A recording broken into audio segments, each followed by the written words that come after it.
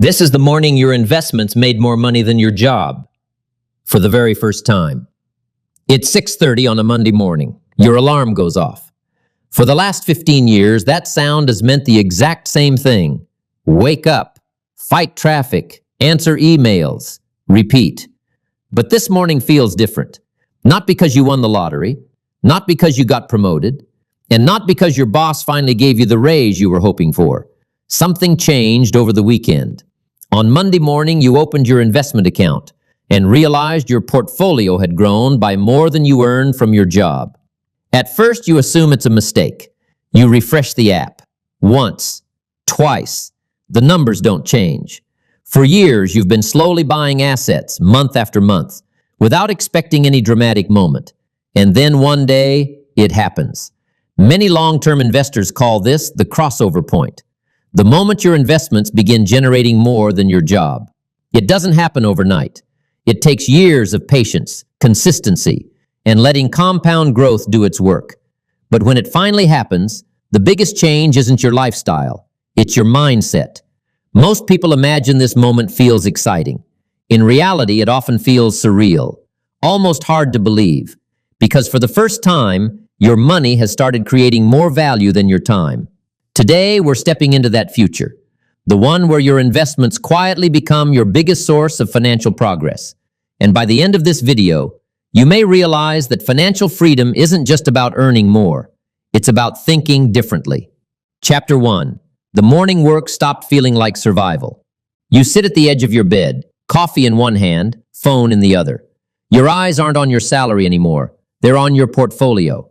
After years of consistent investing, this month's gain is larger than what you earned from work. You don't celebrate. You don't call anyone. You just sit there trying to process what you're seeing, because something inside you has changed. For years, your paycheck felt like the center of your financial life. If business slowed down, you worried.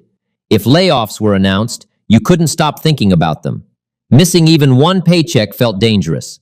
But now, for the first time, you realize your future isn't tied to just one source of income. Part of it is being supported by assets you've spent years building. That feeling is difficult to explain. It's like taking off a heavy backpack you've been carrying for years. Nothing around you has changed. The same apartment, the same Monday morning. Yet everything feels lighter, not because fear disappears, but because it no longer controls every decision you make. Taking time off doesn't feel as risky. A difficult conversation at work doesn't feel as frightening. One bad month no longer feels like the end of your financial progress. You haven't become confident because of one lucky investment. You've become confident because you've built options, and options create freedom. People think financial freedom begins with millions of dollars. It doesn't. It begins the moment your entire future no longer depends on your next paycheck. That's a psychological shift, not just a financial one. And once your thinking changes, your relationship with work begins changing too. Chapter 2. You stop working out of fear. Over the next few weeks, you notice something unexpected. You're actually becoming better at your job. Not because you're working longer hours, but because your decisions are no longer driven by fear. You stop saying yes to every request just to prove your value. You stop pretending to agree with ideas you don't believe in. Instead, you ask better questions. You speak more honestly. You negotiate instead of apologizing. Ironically, the less fear controls your decisions, the better you often perform. People notice the difference. Your manager notices. So do your coworkers. Because there's something different about confidence that's built on financial security instead of uncertainty. One afternoon during lunch, a coworker sighs and says, "I can't afford to lose this job." For years, that sentence described your life too. Now, you quietly realize it no longer does. Not because you've retired, but because over the years, you've built assets that no longer depend entirely on you showing up every morning. That's when something finally clicks. The goal of investing was never to escape work. It was to remove fear from work. And those are two completely different things. Chapter 3. Time becomes more valuable than money. Something else begins changing. You stop living only for weekends. Because Monday no longer feels like something you have to survive. Your investments continue growing whether it's Monday, Saturday, Christmas, or the middle of July. For the first time, you feel more in control of your time. You take walks without checking your phone every few minutes. You sit through dinner actually listening instead of thinking about tomorrow's meetings. You exercise because you're investing in your future, not just recovering from another stressful week. You begin realizing something most people don't appreciate until much later. Money can be earned again. Time cannot. Years ago, almost every hour you worked was directly connected to your paycheck. Now, your assets quietly buy back small pieces of your life. The confidence to leave work on time, the freedom to say no, an extra vacation day without constant anxiety. None of these moments appear inside your investment account. Yet, they're some of the greatest returns you receive. Because financial freedom isn't measured only by dollars. It's measured by choices. The freedom to choose where you work, who you work with, and one day, whether you work at all. You start noticing something interesting. Looking wealthy and feeling free aren't always the same thing. Chapter 4. Your spending habits quietly change. One Saturday afternoon, you walk through a luxury shopping mall. Designer stores, luxury watches, brand new cars displayed under bright showroom lights. A few years ago, you would have imagined owning them as quickly as possible. Now, you pause. Not because you can't afford them, but because for the first time, you don't feel the need to impress anyone. You'd rather actually build wealth than simply look wealthy. You start asking yourself questions most people never stop to consider. Will this purchase give me more freedom or just another monthly expense?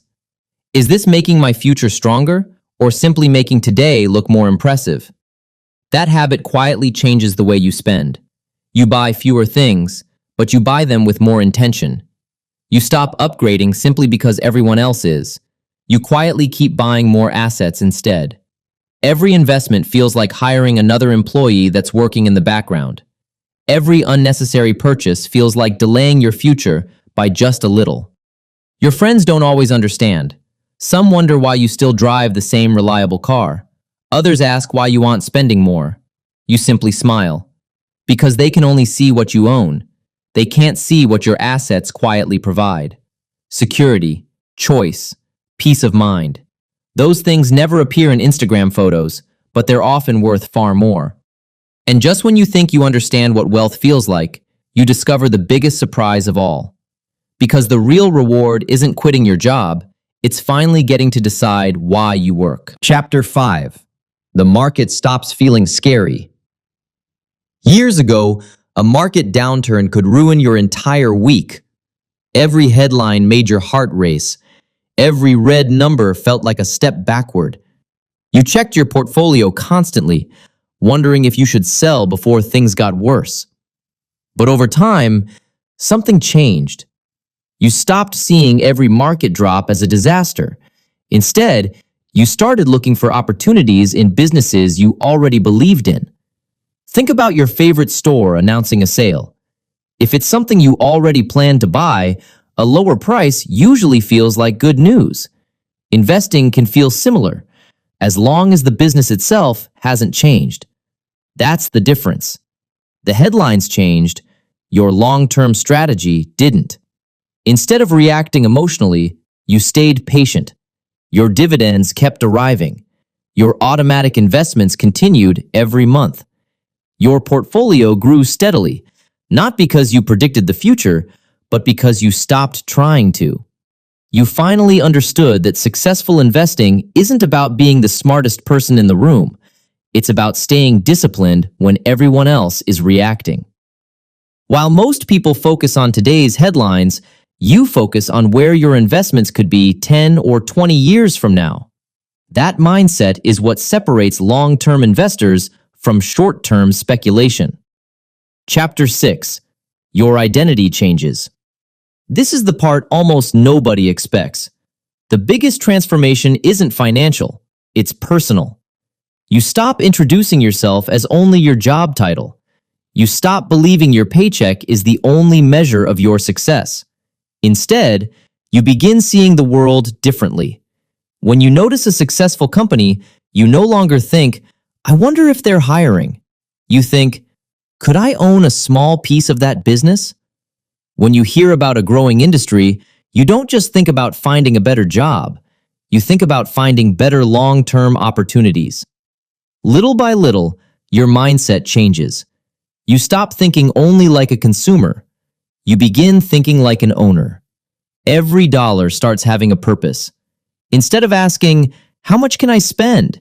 you begin asking, "How can this dollar help build my future?" That single habit quietly changes the direction of your financial life. Most people focus on earning income. Long-term investors gradually learn to build assets alongside it. One creates income today. The other has the potential to create value for years to come.